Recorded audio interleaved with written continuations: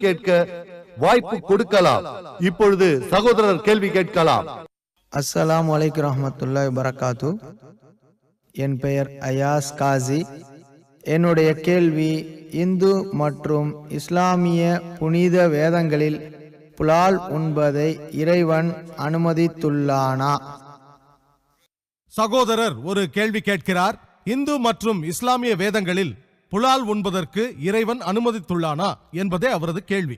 இஸ்லாத்தை பொறுத்தவரையில் புலால் உண்ணாமலேயே சிறந்த முஸ்லிமாக இருந்திட முடியும்.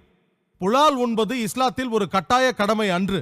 எல்லாம் வல்ல இறைவன் புனித திருக்குரானில் சூரா அல் மைதா அத்தியாயம் 5 வசனம் 1 அல்லாஹ் அனுமதித்துள்ள கால்நடைகளை உண்ணுங்கள், இறைவன் தடுத்துள்ள பிராணிகளை தவிர. மேலும் அல்லாஹ் சொல்கிறார் சூரா அந்நஹல் அத்தியாயம் 16 வசனம் 5, சூரா அல் முஹ்மினூன் அத்தியாயம் 23 வசனம் 21 கால்நடைகளையும் அவனே படைத்தான் என்று சொல்லுகிறது. அவற்றில் உங்களுக்கு கதகதப்பான ஆடைகளும் உள்ளன, அவற்றை நீங்கள் புசிக்கவும் செய்யலாம். இறைவன் இறைச்சியை உண்ண அனுமதித்துள்ளானே தவிர சாப்பிட்டுத்தான் ஆக வேண்டும் என்று கட்டளையிடவில்லை. இன்று விஞ்ஞானம் இறைச்சியில் புரதச்சத்துகளும் ஊட்டச்சத்துகளும் நிறைந்துள்ளன என்று நிரூபித்துள்ளது. சாக பட்சிகளான தாவரங்களை உண்ணும் மிருகங்களாகிய ஆடு மாடு போன்றவைக்கு தட்டையான அரைக்கும் பற்களே உள்ளன. அவை தாவரங்களை மட்டுமே உண்ணும், அவற்றால் இறைச்சியை உண்ண முடியாது. மாமிச பட்சிகளான இறைச்சியை உண்ணும் மிருகங்களான சிங்கம் புலி சிறுத்தை போன்றவற்றுக்கு குத்தி கொதரும் கோரை பற்களே உண்டு. மனித இனத்தின் பல் அமைப்பை ஆய்ந்தீர்கள் என்றால் அவர்களுக்கு தட்டையான பற்களும் கூர்மையான பற்களும் இருப்பதை பார்க்கலாம். எல்லாம் வல்ல இறைவன் மனிதர்களான நாம் வெறும் தாவரங்களையே உண்ண வேண்டும் என்று நினைத்திருந்தால் நமக்கு ஏன் குத்தி கிழிக்கும் கோரை பற்களை தந்தான்? மனிதனின் பற்கள் அமைப்பு தாவரங்களையும் இறைச்சியையும் உண்பதற்கான பற்களாகும். ஆகவே இறைவன் இறைச்சி தாவரங்கள் 2 வகையான உணவை புசிப்பதற்காகவே நமது பல் அமைப்பில் 2 வகையான பற்களை வைத்திருக்கிறான். ஜீரண அமைப்பை பொறுத்தவரையில் மனித ஜீரண உறுப்புகள் இறைச்சி மற்றும் தாவரம் இரண்டையும் ஜீரணிக்க ஏற்றவாறு அமைத்துள்ளான். ஆடு மாடு ஆகிய சாக பட்சிகள் புலால் உண்ண மாட்டாது. மாமிச உணவை பலாத்காரமாக நாம் அவற்றில் திணித்தால் அவற்றை ஜீரணிக்கக்கூடிய இயல்பு அவற்றின் உடல் அமைப்பில் இல்லை. இவ்வாறே சிங்கம் புலி சிறுத்தை போன்ற வகைராக்கள் தாவர உணவை உண்ண மாட்டாது. மீறி பலாத்காரமாக நாம் அவற்றின் மீது திணித்தால் அவற்றை ஜீரணிக்கக்கூடிய இயல்பு அவற்றின் உடல் அமைப்பில் இல்லை. ஆனால் மனித உடல் அமைப்பில் இவ்விரண்டு உணவு வகைகளையும் ஜீரணிக்கக்கூடிய இயல்பு உள்ளது. மனிதனிடத்தில் நீண்ட குடல் அமைப்பு மரக்கரியை ஜீரணிக்கக்கூடிய இயல்பை கொண்டது.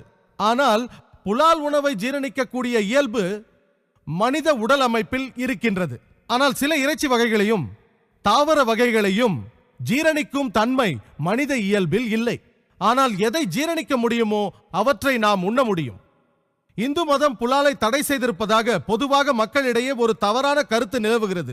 மனு தர்மம் புலால் உண்வதை பற்றி என்ன சொல்கிறது என்றால், மனு தர்மம் அத்தியாயம் 5 வசனம் 30 உண்பதற்கென்றே உள்ளவற்றை நீங்கள் சாப்பிட்டால் அது பாவமாகாது. ஏனென்றால் இறைவன் சிலவற்றை சாப்பிடுவதற்காகவும் வேறு சிலவற்றை சாப்பிடப்படுவதற்காகவும் படைத்திருக்கின்றான் என்று மனு தர்மம் சொல்கிறது. மேலும் மனு தர்மம் அத்தியாயம் 5 வசனம் 31 அர்ப்பணிப்புக்காக நீங்கள் சில மிருகங்களை கொன்றால் அது பாவமாகாது என்று சொல்லி இருக்கிறது.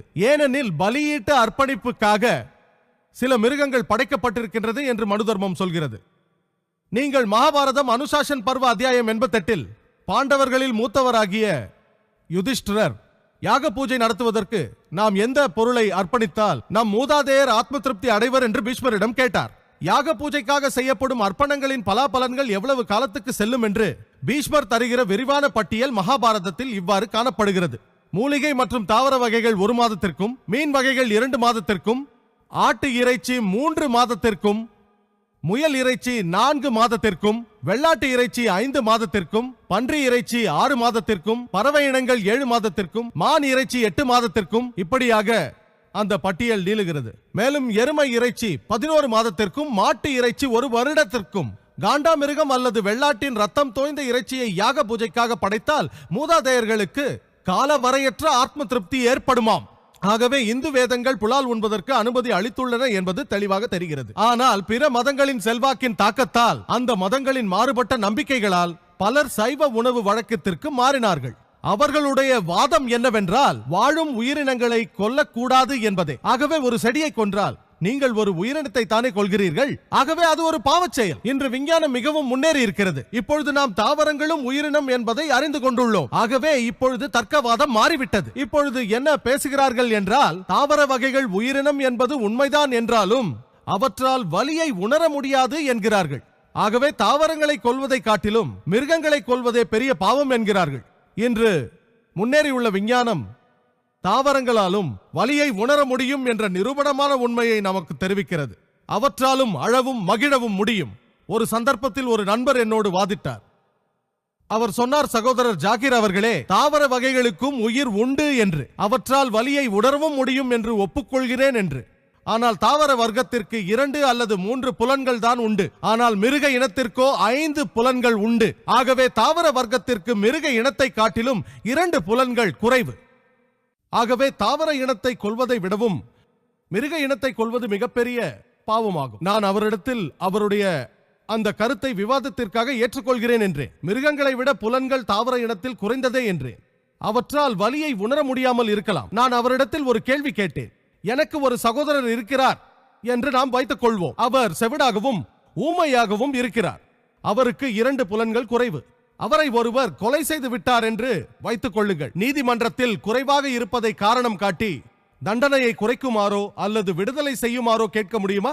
மாறாக நான் நீதிமன்றத்தில் ஒரு அப்பாவியை கொலை செய்திருப்பதாக கொலையாளிக்கு அதிகபட்ச தண்டனை வழங்குமாறு வாதிடுவேன். ஆகவே இஸ்லாத்தை பொறுத்தவரையில் 1க்கு 5 புலன்கள் அல்லது 3 புலன்கள் என்பது பிரச்சனையே இல்லை. எது உங்களுக்கு நல்லதோ அனுமதிக்கப்பட்டுள்ளதோ அதை உண்ணுங்கள் என்று இறைவன் நமக்கு சொல்லுகிறான். அதாவது ஒருவர் தான் முழுமையான சைவ உணவு பிரியர் என்று சொல்வாரானால் அதில் எனக்கு எந்த பிரச்சனையும் இல்லை. ஆனால் யாராவது ஒருவர் அசைவம் உண்பது பாவம் என்று சொன்னால் அவரோடு நான் வாதிடுவேன். மற்றபடி சைவ உணவு பிரியர்களாக நீங்கள் இருப்பது எங்களுக்கு நல்லது. ஏனெனில் இந்தியாவில் உள்ள அனைவரும் அசைவ உணவுக்கு திரும்பிவிட்டால் அப்பொழுது இறைச்சியின் விலை எகிறிவிடும். பெண்கள் பகுதியிலிருந்து அடுத்த கேள்வியை ஸ்ரீ ரவிசங்கர் ஜியிடம் கேட்கலாம்.